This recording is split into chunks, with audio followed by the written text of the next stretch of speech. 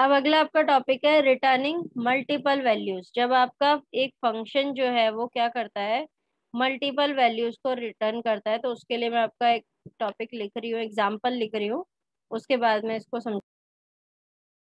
अब ये जो दो मैंने फंक्शन लिखे हैं, ये दोनों फंक्शन सेम काम कर रहे हैं, लेकिन लिखे मैंने डिफरेंट तरीके से हैं।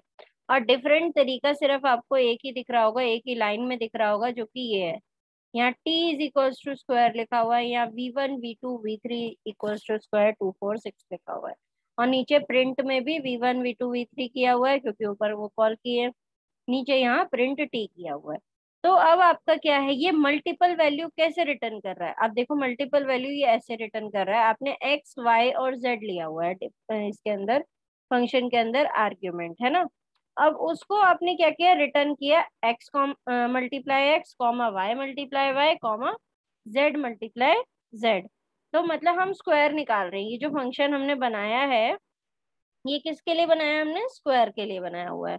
तो ये आपका क्या करेगा, स्क्वायर प्रिंट करेगा। तो जो ये 2 4 6 है, ये वैल्यू कहाँ जाएंगी आपकी, एक सेकंड, ये जाएगी आपकी 2 जाएगी x में, 4 जाएगी y में, और 6 जाएगी z में। ठीक है। जैसे ही ये इसके अंदर चली जाएगी, आपका रिटर्न क्या करेगा, वो x into x comma y into y comma z into z, मतलब 2 इंटू 2 4 इंटू 4 6 इंटू 6। प्रिंट क्या कर देगा, टी कर देगा, और आपका आउटपुट क्या आ जाएगा, आंसर आ जाएगा आपका 4 16 एंड 36। यही सेम आंसर आपका किसके अंदर आ जाएगा, इसमें भी आ जाएगा, 4 16 और 36। ठीक है। तो आउटपुट आपका दोनों का सेम आएगा, लेकिन लिखने के तरीके दो अलग है। कि आप सिंगल वेरिएबल के अंदर भी इसको स्टोर करा सकते हो, फंक्शन की वैल्यूज को, और उसे कॉल कर सकते हो। आप चाहो तो अलग अलग मल्टीपल वैल्यूज में भी स्टोर करा सकते हो। मल्टीपल वैल्यू में स्टोर कराने से बेनिफिट ये होता है कि अगर मान लो आपको इसके आगे कुछ और करना हो, आपने कहा कि जो भी v1 के अंदर वैल्यू आए उसे मैं क्या कर दूं, v1 इंटू 3 कर दूं, है ना। तो मान लो v1 के अंदर वैल्यू आई आपकी कितनी, 4।